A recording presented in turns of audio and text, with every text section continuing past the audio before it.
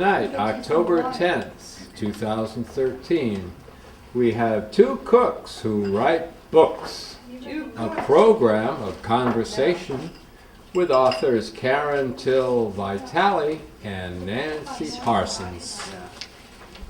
Join us as Karen Till Vitale and Nancy Parsons introduce their new novels written during 2012 National Novel Writing Month Project. Although both authors are enthusiastic home cooks, each was unaware that the other was writing a suspense novel that included favorite recipes. Good evening. I'd like to welcome everybody to this evening to this program we've all been looking forward to. It's Nancy Parsons and Karen Till Vitale. They're two cooks who write books, and Nancy's going to actually introduce them, but I'm just going to take a couple of minutes to talk about some upcoming programs. Thank NORCAM that's filming this event so that those people who can't be here tonight will be able to see it, or if you wanted to see it again. Just want to mention on October 22nd, there's going to be the Paranormal Research Association from Boston is going to be here at 6:30 talking about various activities.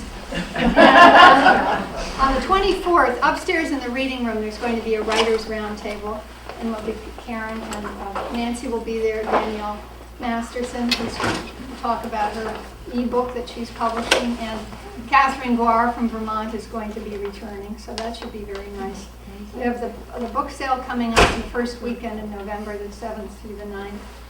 An iPad workshop again on the 12th of November with Ed McFadden is coming back. People found that very helpful.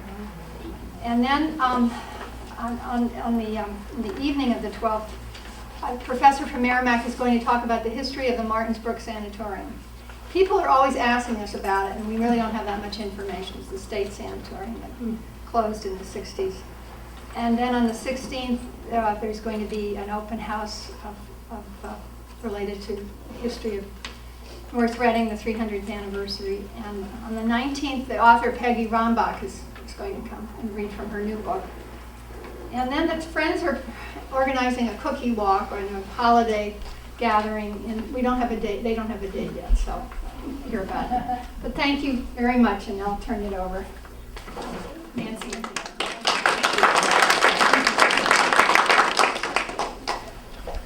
Well, Karen, here we are again. There's some pretty good-looking people here. Thank you for coming tonight. I think the way we should start is by explaining the title, Two Cooks Write Books. And it happened this way. Last November, the library was sponsoring a NaNoWriMo event. Now, by this time, probably a lot of you know that NaNoWriMo means National Novel Writing Month. And the concept is you start on November 1st, and you write, and by November 30th, you have a 50,000-word draft of a novel. So last November, a few people, a handful of people, decide here in North Reading, and it's all over the world, people are doing this, but here in North Reading, a handful of people decided that we would take the NaNoWriMo challenge. And, but Karen and I finished. And we published the efforts of that 30 days. But it happened this way.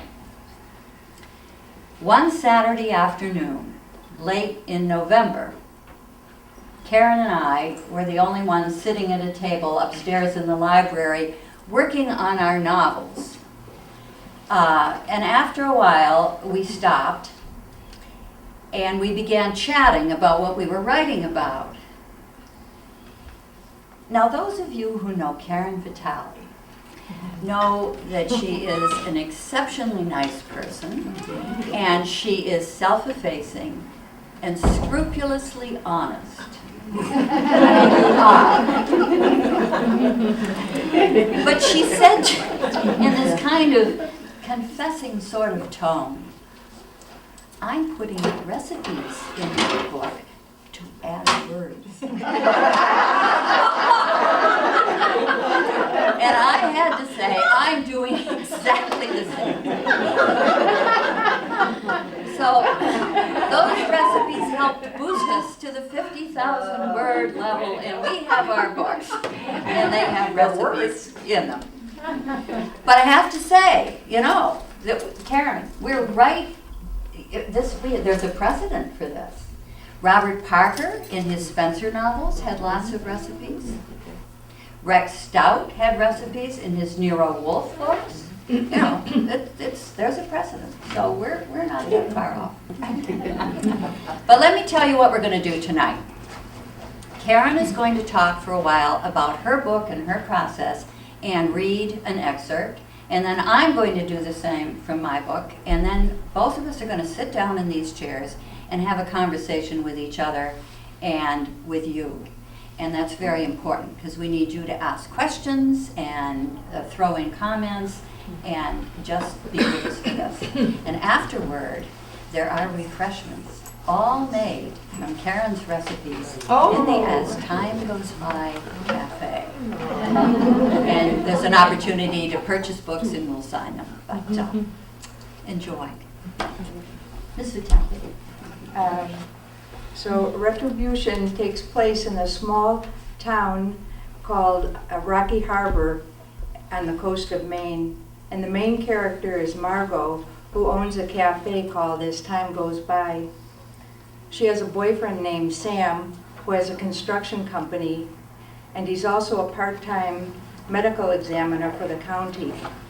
He's divorced and has a teenage son who lives with his ex-wife. One morning, Margot and her best friend, Kate, decide to take their usual walk along the shore up to the old abandoned lighthouse and back. On this particular day, they look up expecting to see their neighbor Jonas sitting up on the cliff in his Adirondack chair, but he isn't there this time. On the way back, they stop again in front of the cottage and look up the cliff, and there are no lights on in the cottage either. And all of a sudden, Kate looks up and she sees a flash of blue halfway up the cliff. They scramble up and they find Jonas sprawled out in front of a big boulder.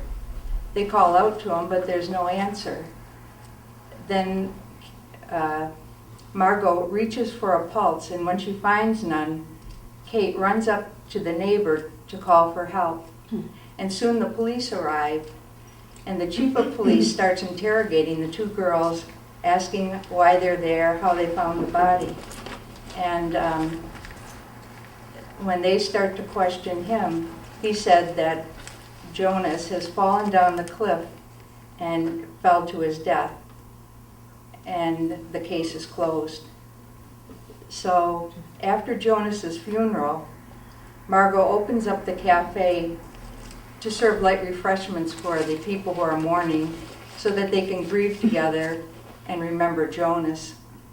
And as she hears stories about Jonas, Margot becomes more and more convinced that his death was not an accident.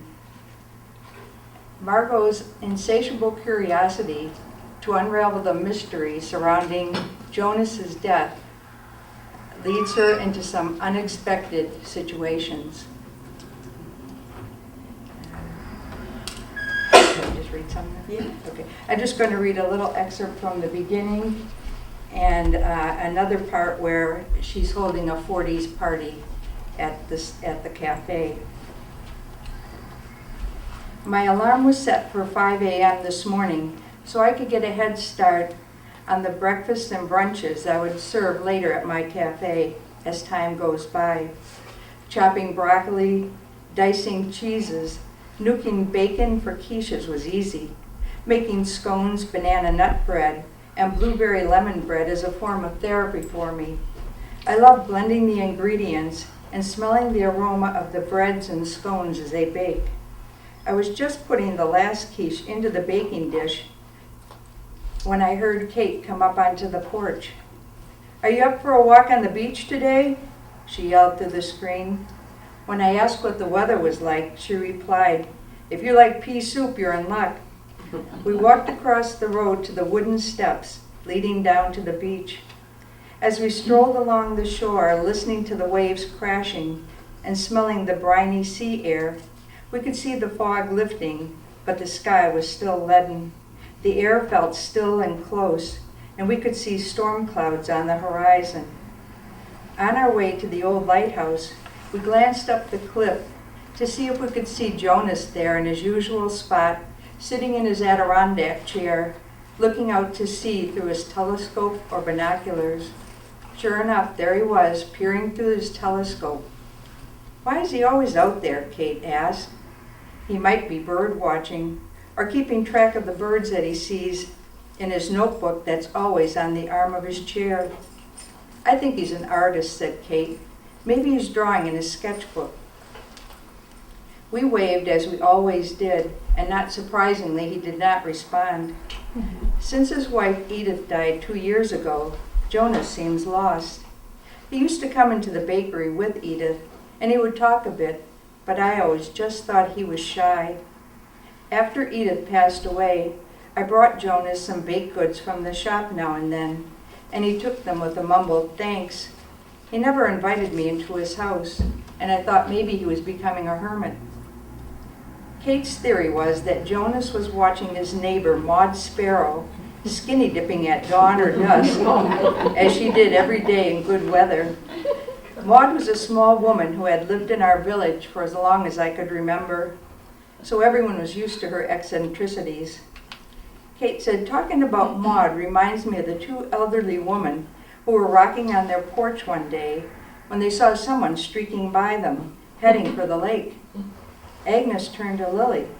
"Wasn't that Marie from down the street?" "Yes, I think so," laughed Lily. "But what in the world was she wearing?" "I don't know," said Agnes, "but it sure was wrinkled." I laughed, but when I looked at Kate, I clapped my hands over my mouth. "Oh my Lord," Kate screamed, "look at your hair." Both of us must have looked like we'd just taken off a wool hat on a cold day, because our hair was standing on end with static. We started to laugh, but just then a bolt of lightning zigzagged across the gray sky, and we began running back to my place. The first drops fell, and then the rain began in earnest. And by the time we climbed back up the cliff and got into the cafe, we were both drenched and chilly. The wind had picked up, and the temperature must have dropped 10 degrees. I put on a pot of coffee before we ran upstairs to get into something dry. I gave Max his cat food, and then Kate and I changed into our dry clothes and wrapped towels around our hair. Not for the first time, I realized just how lucky I was to have this old house left to me by my grandparents who raised me. I lived in my comfortable apartment like Grandma, Grandpa, and I did when she was alive running the bakery and he had his furniture store. The bakery was on the first floor of the building with the apartment above it. The apartment has 2 large bedrooms, 1 bathroom, a kitchen, and living dining area. Since her death just over a year ago, I've tweaked the bakery, so now it's a cafe called As Time Goes By. I serve baked goods, quiches, omelets, waffles, pancakes, and scones. I put in a book nook lending library for mysteries in one corner of the cafe. My grandpa built the shelves for my bedroom when I was young, and last year I brought them down to the cafe. I've added a lot of mysteries from the 40s, in keeping with the theme of the cafe. I have an old jukebox that belonged to my grandparents that has all the old 45 records in it. I love it because it reminds me of them when I hear the music. I can still picture them dancing cheek to cheek in the living room to the old songs by Frank Sinatra and Tony Bennett. I'll just read a little of the party that she has, the 40s party at the cafe. Tonight is a 40s party at the cafe. Sam and Caleb came early this morning. "Would you mind if I left Caleb with you for the day?" asked Sam. "He's willing and able to help out." I looked at Caleb, who smiled and then just kind of shrugged his shoulders. Sam gave me a quick peck on the cheek and left, saying, I'll bring beer and wine for the party tonight. As Caleb helped me make up the appetizer trays, he asked, "Did your mom teach you how to cook and bake?" I told him that my parents had died in a car accident when I was 4, and that my grandparents raised me. "Oh, sorry," he said. And then he asked, "Was it hard being raised by them? Did the other kids make fun of you?" "Not much. This is a small town and almost everyone knew that I lived with my grandparents. I always wished that my parents were alive. I think of them a lot, and I wonder what it would have been like, how my life would have been different. Sometimes I was jealous of my girlfriends who had mothers they could talk to, but my grandmother was so kind and loved me, so I knew how lucky I was. My grandfather was sweet and gentle and always showed his affection. I really miss them." Caleb muttered, "Some mothers are the kind you can talk to and some aren't." And then he asked me how I came up with the name As Time Goes By for the cafe. Well, my grandparents always watched movies from the 40s and listened to that music, and I loved the song by the same name. The lyrics are, "A kiss is just a kiss, but I always said a quiche is just a quiche." And since that was my staple in the cafe, I named it As Time Goes By. Caleb said he would help me get the jukebox records in some sort of order, saying, "I don't recognize many of these singers except for Tony Bennett and Frank Sinatra."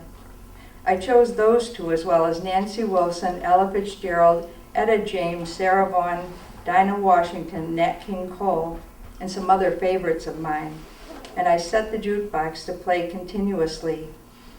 Then Caleb asked me about the posters hanging on the wall. My grandmother started the cafe as a bakery, but I've changed it a bit in the last year or so. The black and white tiles paired nicely with the old photos I had enlarged and framed of the pinup girls, Rita Hayworth, Betty Hutton, and Ginger Rogers. And the posters are from movies like Casablanca, The Thin Man, and The Philadelphia Story. Caleb walked over to the corner to look at the mystery lending library. He said, "I'll really show my ignorance now, but I don't know many of the authors here." Well, John MacDonald, Ellery Queen, Raymond Chandler, and Mickey Spillane wrote some of the hard-boiled mysteries my grandfather loved, and he left me all his books. Now I've added some of my own favorites, Rex Stout, the Lawrence Sanders McNally series, Sarah Paretsky, Sue Grafton, and Agatha Christie. I have some children's mysteries like the Boxcar Children, Nancy Drew, the Hardy Boys, Encyclopedia Brown, and A to Z mysteries. Both adults and kids seem to like to sit by the fire in winter or the open window in warm weather and read. They can bring a mystery of their own and trade for one on the shelf or just borrow a book until the next time they come in. And so far it's worked out very well. I keep getting more and more books and we'll have to add more bookshelves soon, but I love it. And then Caleb asked what makes a mystery hard-boiled. Most hard-boiled stories take place in the mean streets of the city. They're full of grit and danger and reality. I remember a quote from a book by Chandler when he described a woman. She was the kind of blonde that would make a bishop kick a hole in a stained glass window. Caleb smiled and I continued. I like my eggs hard-boiled and my detective soft-boiled. I enjoy reading the cozy mystery where a dead body is discovered and there's just kind of a puzzle to determine who the murderer is, with lots of red herrings thrown in. As I talked, we began to set up the buffet table. I had put on the black tablecloth and had black and white candles to set it off. I filled a black and white checkered vase with red roses and carnations, with lady's mantle, lime green foliage, so everything looked rather festive.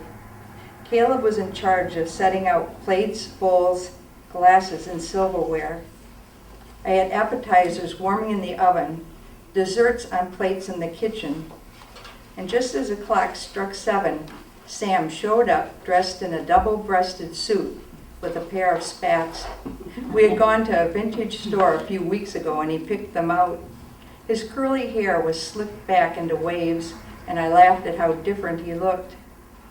He asked Caleb to help him with the beer and wine, and soon they had aluminum buckets filled with ice, soda, wine, beer, and a couple of bottles of gin that were Kate's contribution.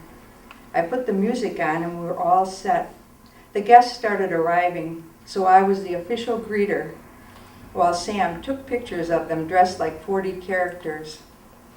Kate came in and introduced me to her tenants, Nan and Jack. He was dressed like an old-time gangster in his zoot suit, and his mall Nan was tarted up a bit, so they looked very realistic.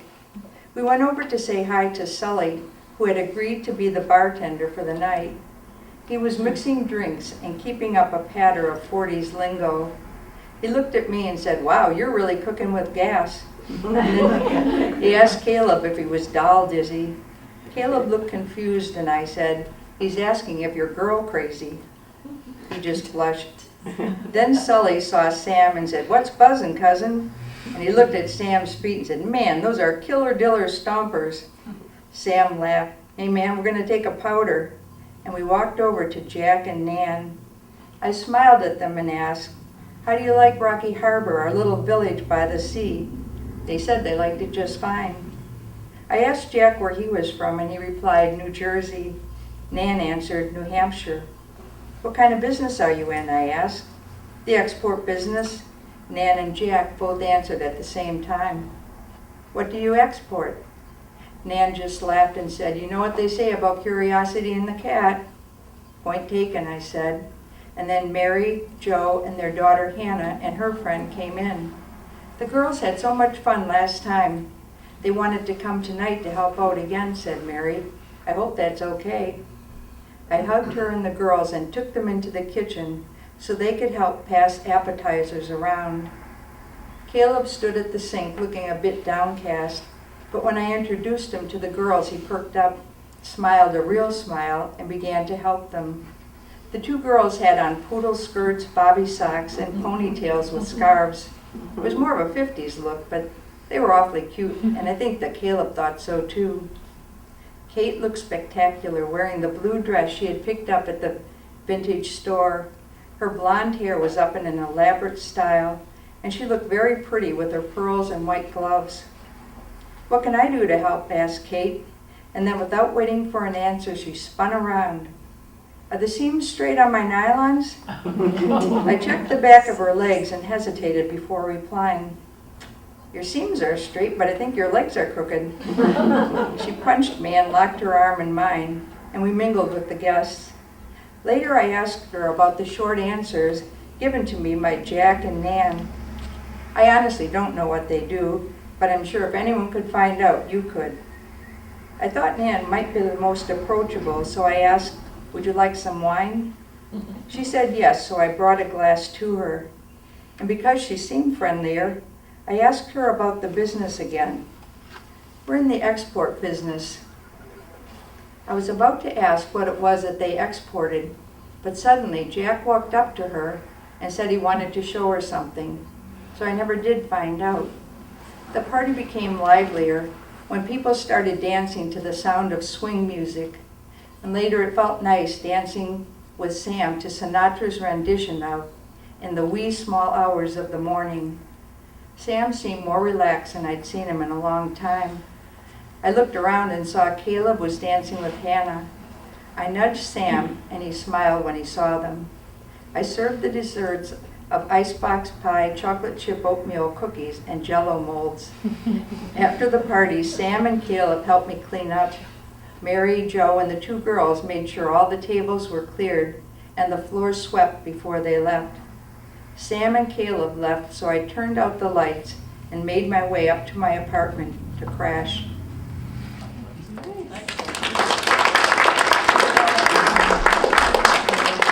Can you tell she's a librarian? Yeah.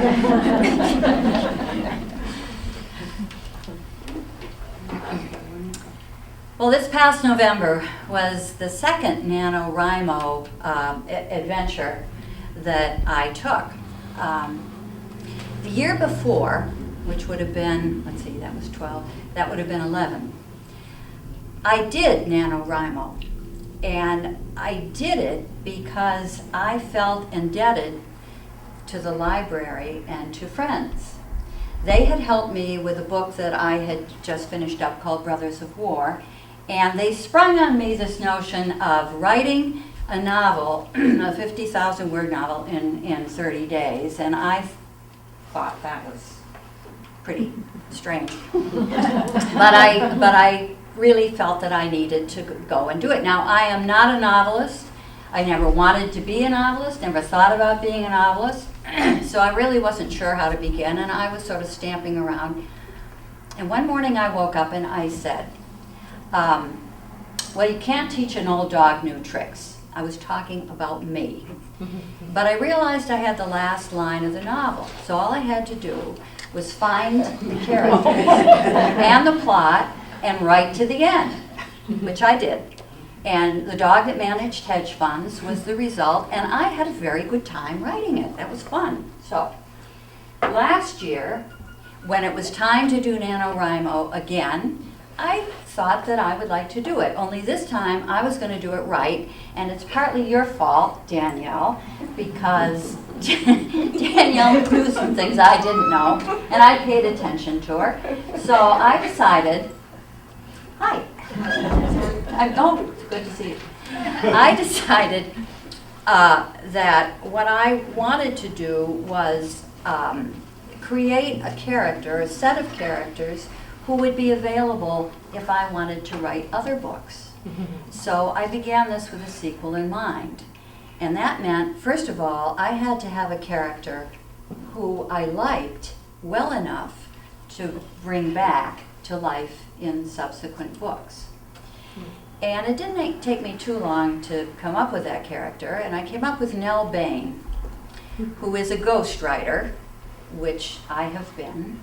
And she's a woman of mature years, which I am, but she's much better looking than I am. So the great thing about fiction is you can, you know, do anything you want. So I had Nell Bain, and then all I was going to have to do was bring characters and a story. These characters would have a story they wanted written. I'd bring them to the ghostwriter, and I was all set. So I wrote 2/3 of a Ghost. Now, I should explain the title. It has to do with the way Nell Bain bills. She charges 1/3 of the cost of the book to begin the ghostwriting project. 2/3 of the way through it, she bills the second third, and the third, or final payment, is due at the end of the book. 2/3 of a Ghost. So in this book, a man named David Curnow, his initials are DK, or Deke, comes to Nell Bain because he wants his story written. Now, David Curnow has had a life-changing experience, or believes that he has. He had an appointment in Manhattan on September 11th, an appointment for which he was late. And he got down to Lower Manhattan just as the first plane hit the Trade Tower. And he got out of the taxi, and he got involved in the confusion and horror of what was going on. And he attempted to save a young woman who was in tough shape, but she kept wheezing out to him her concern for her 2 children. He lost track of her and felt she had not survived. But his life was spared, and he felt that it was spared for a reason. So he decided to establish a foundation called Children of Woe. And this fund would help the children of the victims of 9/11, and subsequently the children of victims all over the world. And I'm not going to tell you any more of the plot because I would give it away, but I will say Nell discovers that her high-powered and high-minded client, David Curnow, isn't quite who he projects himself to be. And she begins to unwind his story and finds that her ethics and possibly her life are in jeopardy. And ethics, psychology, and intrigue are hallmarks of any Nell Bain book that Now, because this is Two Cooks Write Books, I felt I needed to read you just a little bit about Nell's recipes, which are not featured tonight because Nell makes soup. Nell believed deeply in soup. She believed in the therapeutic process of making it and in the therapeutic benefits of consuming it. She believed in the communion of sharing soup with someone you loved or with someone you scarcely knew. She believed in the good ingredients that went into soup, and she celebrated the stock pot, the immersion blender, the astonishing variety of recipes, and above all, the fragrance that simmering soup established inside a house.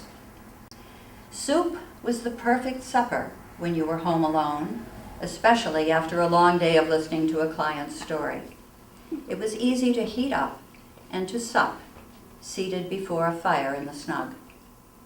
A house became a home when there was a pot of soup on the stove, and if an apple happened to be baking in the oven, glazed with cider and dusted with cinnamon, well, then she was assured she was home.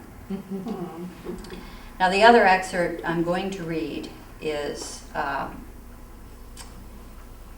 Nell asks David Curnow if she can attend one of his fundraisers for Children of Woe in order to absorb the color and talk to some of the people who would be inclined to donate to Children of Woe. So Curnow tells her that yes, there's going to be a fundraiser in Lexington. A couple are hosting it, and they live in a barn that has been converted. And Nell ponies up $100 charitable deduction, or charitable contribution. And puts on her little black dress, and she puts on her little black strappy sandals, and she takes herself off to Lexington, and she mingles and talks to people and blends. So when we find Nell, she's deep in the dingles of this fundraiser. David Curnow was very much in evidence. A pod of people surrounded him, indeed moved with him, like a school of pilot fish grouped around a whale. When he took a step, the contingent shifted en masse. Nell! He spotted her and waved extravagantly over the heads of the pilot fish, who turned as one to stare. Deke pushed through the school and reached Nell, bending to kiss her cheek in greeting. Having fun? Yes, Nell replied, absolutely. It looks like a marvelous turnout. Is this about what these events draw? Deke looked around him as if seeing his guests for the first time. Yeah, maybe a few less than expected, but hey, the night is still young. What are you drinking? Nell stared at her glass as if seeing it for the first time. I don't know. Something pale. A tall woman with earrings dangling to her shoulders squeezed Deke's arm and took that as an opportunity to press her breasts into him. Ah, Deke said, the very person. Helene Porter, meet Nell Bain. She's helping me write my story. Going to make me famous. Going to take me all the way to Hollywood, aren't you, Nell? Helene, I want you to talk to Nell. Tell her all about your interest in Children of Woe. Helene turned to regard Nell without enthusiasm. Her prey, Deke Curnow, had just slipped her snare and was off across the room, and here she was, stuck with this nondescript woman in the little black dress. Nell smiled at Helene apologetically. Have you known Deke long? Just since the towers went down, really. My husband Gordon and I were so affected that we wanted to do something. We were casting about, really, and then we were introduced to Deke, and it was wonderful, really. We could donate our money to a terrific cause with the assurance that the money would go almost directly to the children of the victims. There was no middleman, really, no costly overhead. And Deke is wonderful, brilliant, amazing. Does Gordon think he's amazing too? Helene threw Nell a sharp look to see if she was being put on, but Nell looked innocent.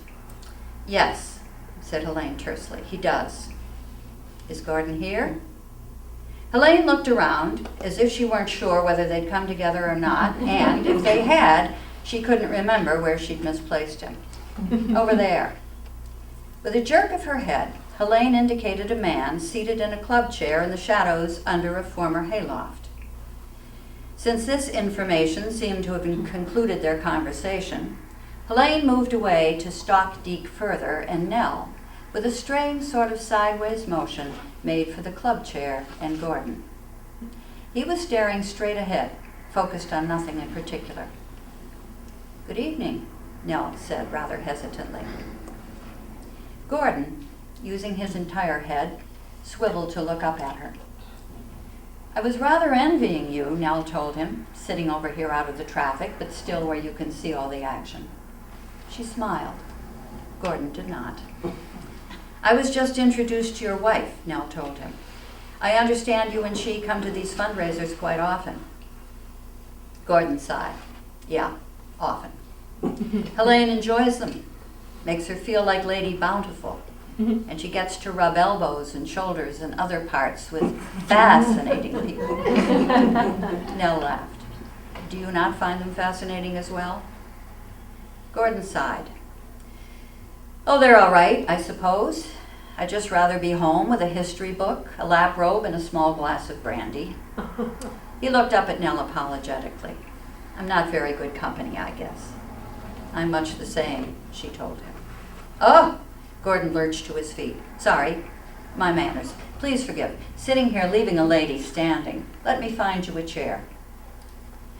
"To tell you the truth, that would be great. I'm not used to wearing grown-up lady shoes, and my feet are killing me. They're also freezing."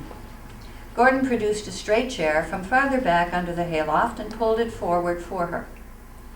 "Evidently, they didn't insulate this old barn when they renovated. I was sitting here thinking that the oil bill must be socking. Charming, though. Drips with goddamn charm," said Gordon sarcastically. Side by side, they watched Deke perform with the pilot fish. His arms shot in the air as he raised a toast to somebody or something, and his acolytes quickly did the same. "Have you known Deke long?" Nell asked casually. "Not really. Helene came across him when she was prowling around for good works. Came up with this Children of Woe thing." "What's your impression of him?" Nell aimed for an offhand tone. "Curno? He's a bit full of himself, I'd say." Gordon paused for a sip of something dark. Nell wondered how he'd avoided the pale bubbly. "Sort of a Gatsby character, though," Gordon continued musingly. "There's something phony about him." Nell was instantly alert. "Oh? How do you mean?" "Can't say, really. It's just a smell." Gordon shot his cuff and peeked at his watch. "I've been around the block a long time, and I can smell a phony. Can smell him every time. I think I'll go and try to pry Helene out of her enchantment. Enough is enough." He stood. "I've enjoyed talking to you, though. Everybody talks like machine guns at these bun fights, but few people say anything worthwhile at all." Nell stood too. "I'm right on your heels," she told him. "If I can ever find my coat, that is."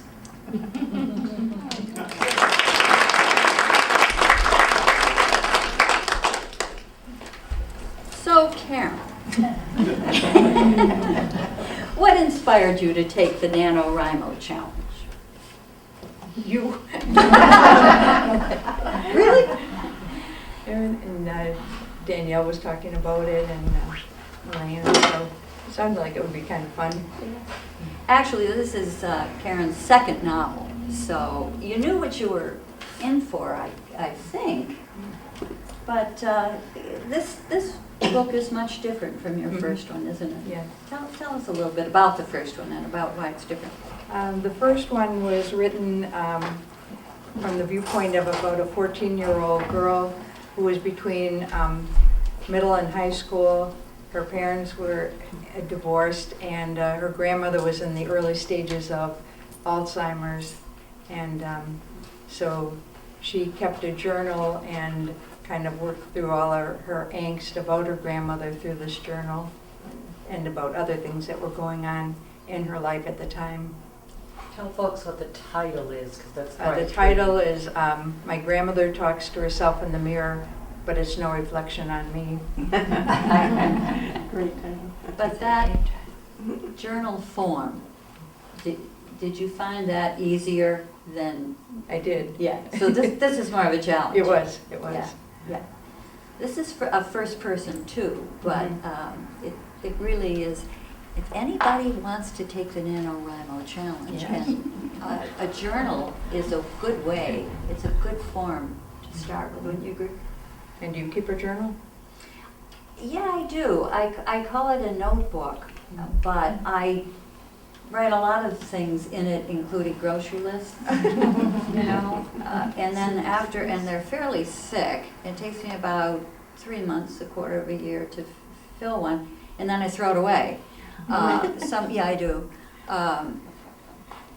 do. But I do keep a journal and record a lot of things in it. Now, did you do an outline first before you wrote, or do you just write? Well, I had a very general idea of what I wanted to say in this book, but you know, I've heard it said that some books are character intensive and some are plot intensive. And this is very definitely character. I started with the characters and I knew the characters, and although I had a sort of an idea of where I wanted it to go, I didn't really have an ending, and I allowed the characters to take me there. So that's how I plotted it. But you had a better way to do the plotting, I think, didn't you? Well, what was your process? I remember you saying something about it, not to put you on the spot. I can't remember exactly. Well, didn't you do a little bit of research? Oh, I did, yes. Yeah. My friend Fran helped me a little bit on that. I did. So I saw an article in a newspaper, and that sort of stuck with me. I don't want to say what it is because that might ruin the book, but so I took that article and kind of expounded on that. And as for Margot, I probably was living vicariously. I'd like to live near the ocean and have a little place like she has, and listen to 40s music. Well, you know, that's a good thing. I allowed Nell, my character, to have an aga, which is a British stove, and I've always wanted one. And they're about $6,000. And they weigh about 6,000 pounds. And I'm never going to have one, I know. But she has one. That's so nice. So, anyway. Your story took a lot of twists and turns. Did any surprise you that you weren't expecting?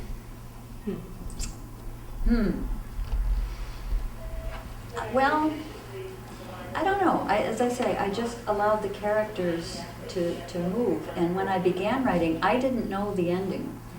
I suppose if a different writer would have it all worked out carefully, but I didn't. I began, and some people say the ending surprises. You have, Marilyn, and I think you did. My husband is over here, Dundell. Were you surprised at the ending? Oh, yeah. Oh, yeah. And I guess I was too. I didn't really know that's how it was going to go. So, very general plot. Yeah, very general. So when you wrote the ending, were you aware that that was going to be the ending? I'm trying to think. Yeah, I think so, yeah. All right, so Yeah. you were writing and you kind of knew how you wanted Well, it to end. as in, when I see the plot of a book, You're standing aside I was a and watching teacher. it? There's a blackboard here, okay, and it goes like a mountain, up and down, and there's a climax here, and then there's a tailing off. You see? And there is a climax, but then there has to be, for me, a tailing off. I have to have a redemption not everybody does, but I have to have a redemption for an ending. So after the climax, up star at the top of the mountain, there is a little, that's my redemption area. And so that had to follow. So that was the ending. I probably knew the redemption before I knew what else was going to happen. Yeah. I'm interested to hear from both of you about writer's block, because in a month you really don't have time for that. No. So is that how you get rid of it? You just have to keep going. I mean, Barrel I think it was Hemingway said that he always stopped in the middle of a sentence, and he never finished a chapter. You know, he would stop in the middle of something so he knew where to begin the next day. But I didn't know if you had other strategies than that, or how did that work? Well, you want to answer, or I Or did will. it just keep driving? I didn't consider myself a novelist. A novelist was someone who was like a long distance runner, and I was a sprinter.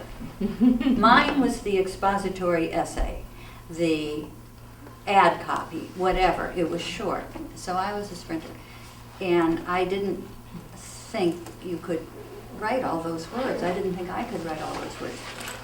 But both of these books have very short chapters, some just a page or so. So they're really just a lot of short things that are stitched together. And I could easily, before I had to walk the dog in the morning, write just a bit. And if it wasn't finished, I could go back and do that. And was it always in order, or did you No, it stitch isn't. it in different order after you? No, wrote for me, it doesn't work that way. I do write it in order, but I have notes that I've gone in, for example, for the character. A character will begin speaking to me, and I will go and continue that conversation that the character is having. And then later, I can lift that conversation out and put it where I want to. So I suppose it's kind of like, for me, this is like a jigsaw puzzle. And I have friends who make quilts or knit complicated sweaters, and I can't do that. But I admire it. And this is much the same. Writing is much the same. It's weaving a complicated design. It's my quilt. So I just take the pieces. And if I don't use them, I don't. But generally, I do use them. What about you, Karen? Did you have writer's block? No, I didn't. No time. Yeah. When you have 30 days. I know, I don't have time. Just keep looking at those numbers at the top. Yeah, but what I have. 30,000, oh my gosh. Karen, you were working at the time. Yes, that's what I wanted to see. When did Karen you was write? working as well as When doing. did you write? At work? On the weekends at night, my husband said, "Are you on that computer again?" And so that's when you had intense periods when you would write. Danielle did too when she was doing NaNoWriMo a couple of years ago. I'll never forget what she said. I wrote all weekend. I pulled my hoodie over my head and I wrote all week. That's not how I work, but I'm home most of the time, so I have the luxury of going into my office and just jotting down a paragraph or whatever. But when you're working, it's a different story. It's impressive. Now, you write, you're a ghostwriter sometimes, right? How did that differ from writing your own book? Well, I used my experience as ghostwriting For the story. for the story. Yeah. And it's not that much different. When you're a ghostwriter, you are charged with listening to your client's story and translating it in that individual's language, and you channel that individual through your words. And so when I was doing this, it was just same thing. I have these characters that I'm essentially are my ghostwriting clients, and I just channel them. Probably not helping. There is a paranormal program coming up.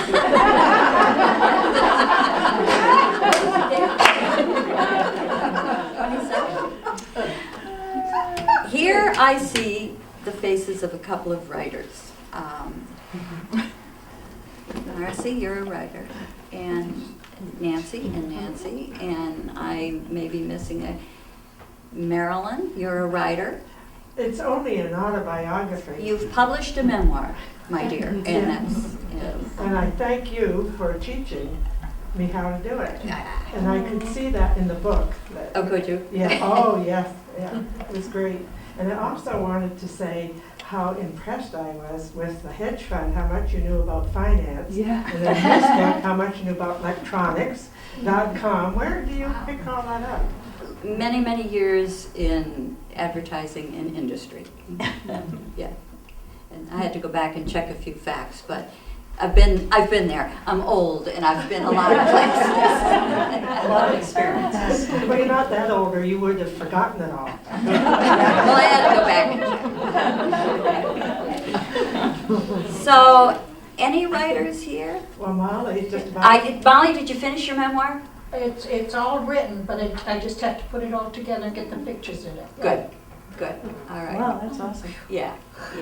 I want to ask you if you ever had the feeling that I don't want to do this. Were you always eager to go and sit down and do it? No, Molly, that's you.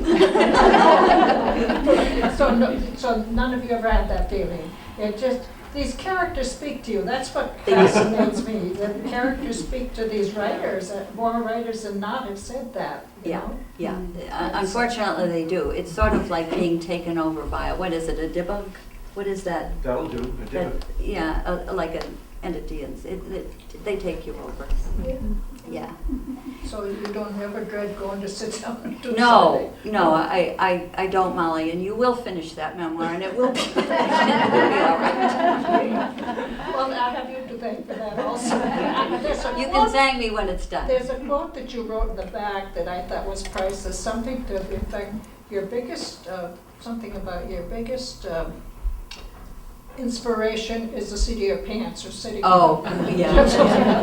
I said that's what I need to do. Yeah, that's your best writing tool. It's right. I think that was priceless. Well, I did a memoir course a couple of years ago, and Molly and Marilyn were both in it, and with some other people who really enjoyed writing, Molly. They enjoyed it. But sometimes when you try, you find you really do like it, and you might surprise yourself. So I would encourage you to undertake it. You know what? NaNoWriMo is 50,000 word novel in 30 days. That's really not what it is. It's a 50,000 word draft. It doesn't mean you've got to emerge at the end of 30 days with a book. If you get 30 words, that's fine. If you get 12,000 words, that's fine too. You haven't failed. You just have 12,000 words that you didn't have. And you can do anything you want with them. And it's not only the content, it's what you get out of it as well. What did you get out of this? It was just an accomplishment, felt like an accomplishment. Oh, yeah. But I finished it in, the draft in November, and then Nancy helped me a lot and said to put more dialogue in, and that I could see a big difference, that it makes it more immediate, and gave me a lot of helpful hints. And So how many words did they end up being? 50,001. Really? Finished product? So Recipes included. So pretty much your drafts were the book. Yeah. But We that's both a lot. went back and Yeah. rewrote Yeah. and edited and tweaked and did that, and then that took a while. Nancy, you mentioned you were a teacher. What did you teach? Oh gosh, English, 1,000 years ago. Yeah, well. But it's always been. Well, the training is there, I Yeah. think.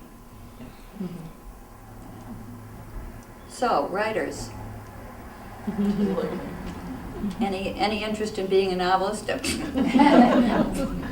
I'm looking at a couple of poets, and busy poets, but at some point, you know.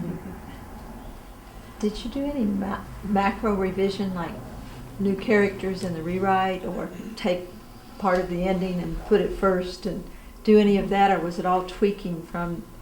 I'm impressed, 50,000 words in a month, or if it's awful, I'm so impressed. No, it That's was. huge. It was no. It That's wasn't huge. that. It wasn't macro. It was just tweaks. You didn't. I just changed, I probably did it at the beginning though, I changed one thing around that I hadn't had in the beginning, but I think that was probably within that month. So it was just tweaking and revising. Yeah. Yeah. Just to promote the North Reading Rights program, we have this event tonight, but we also have the roundtable on the 24th. And we just haven't scheduled them yet, but we are going to have more writing sessions like we did last year and the year before, where we just meet in the library and we write together. So hopefully, I know I'll be doing it this year. I think I can count on you too this year. So Karen, are you going to do this again? But we just have to schedule those, and Helena and I are going to talk about that. We just haven't had a chance to figure out which days we're going to do yet, but we'll have them on the website and Event Keeper, and we'll get that out to everyone. But we will have them here for moral support. It's always good to write, and see everyone, because you do kind of need that moral support when you're trying to write 50,000 words in 30 days. It helps to know that you're not alone. So we will have that. They should have it on a month that at least has 31 days. Right? Yeah, I really do. And Thanksgiving totally gets in the way. Yeah, and then there's Thanksgiving where you got to stop and cook. You lose that week. I have a question. During the process for both of you, did you let other people read your book, or did you keep it fairly private, or did you ask people as you went for? Just curious. I think that depends on the individual. I don't know how. But you on these two handle books, I'm saying. I'm very secretive, and I don't want anybody to look at my paper. Yeah. I talked to Fran and she gave me some ideas.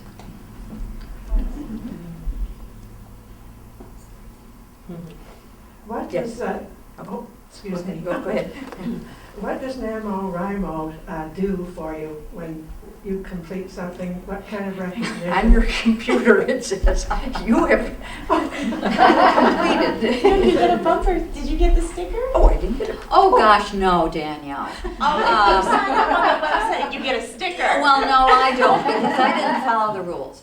What you do, if you follow the rules, is at intervals during the month, you send in your copy. And, you can say, I have 72,500 words, and you can send it in, and they'll count it for you and find out that you're 24 words short.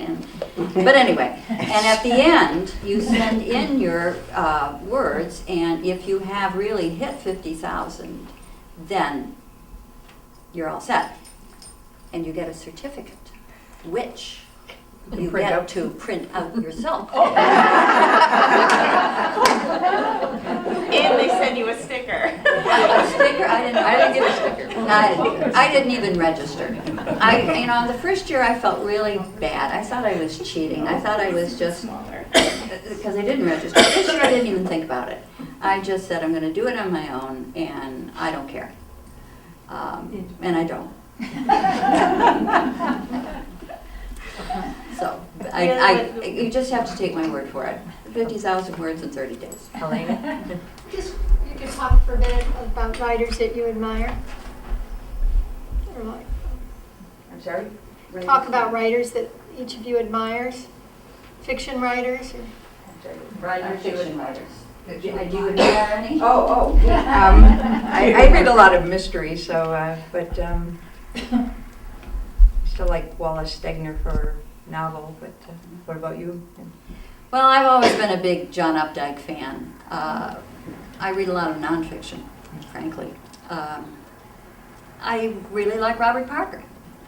and appreciated what we did in the winter, and I sort of started reading more Robert Parker again, which I'd read, but I read more. Yeah, that's. Now I have a question for you. This will be the 3rd year that you have encouraged people to do NaNoWriMo. Why does the library, and you too, Adrian, you might want to chime in. Why do you encourage this? Well, there's, I might say it was proposed by one of our trustees, Marcy Bailey. She had brought it to our attention. I actually, to be honest, had not heard of it until that time. Now I hear about it all. Or I might have heard that term NaNoWriMo and not really known what it was. The organization pulled in libraries, I think maybe right at the beginning, and they're pulling in all other kinds of organizations too, not just libraries, or places to write. I noticed there's something at Barnes & Noble. There's a lot of things on their website. I mean, there's all kinds of things. It seems like a natural connection to libraries. Often libraries have regular writing groups, and maybe that's something that we started here in North Reading, since there are quite a few writers. And it's a place to meet, exchange ideas, and share each other's work and talk about it. So it seemed, but it definitely, the NaNoWriMo has encouraged writers to have places for people to write and to set aside certain times and advertise, let people know when those times are, and make people feel welcome, a place to come and encourage each other. I would say I've just read the website, I've looked at the website for NaNoWriMo, and I think they try and make it more festive and have people get together and share, and on the website too. And I understand in places like Berkeley, at the end of the month, people go out in the streets. So, maybe not here, but maybe you need a big party at the end. Yeah, well, and there is that too. There's the conviviality. You can go up to Georgetown, you can go to a number of places and get together with people who are writing. I think of writing as a very solitary occupation. Pull the hoodie over your head and spend the weekend writing. So I find this unusual, but Tom Parker goes all around. And Has he finished his book? no. Yes. How did you find a publisher? How did you find a publisher? Well,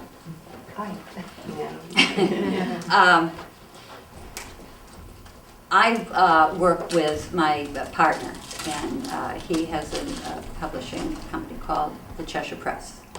And he is an independent publisher, not Random House or anything like that. And there are various ways that you can publish now: independent, traditional, self-publishing, right on the web. But an independent publisher says to the author, invest in yourself, and you pony up a modest amount of money. I think it's reasonable, and for that they will put the book together, design it, get the ISBN, go through all of the. Nice to have a nice cover. And Yeah, it is. It looks lovely. Thank you. Yeah, there's an online, it's uploaded to an online printer, not a publisher, but a printer, and we think that the printer does a very professional looking piece. Would you agree? I would. She would. Having used the same service. Well, I don't know, it's after 8 o'clock, and perhaps that's the witching hour, and you have a word that I you just want. wanted to say, I don't know if you've probably all heard who won the Nobel Literature Prize today, but I thought a lot of us thought it was just fantastic, because we're huge Alice Munro fans. She's the first Canadian who's ever won it, and there haven't been that many women. And so I just thought we'd just recognize her for a minute. If you haven't read her, she's definitely worth reading. What was the name She's again? a short story writer. She wrote one novel. Alice Munro. Alice Munro. And the really nice thing is, she says now that she probably isn't going to retire after all. Well, Karen and I would like to thank you, but we'd also like to invite you to sample some recipes from the As Time Goes By Cafe.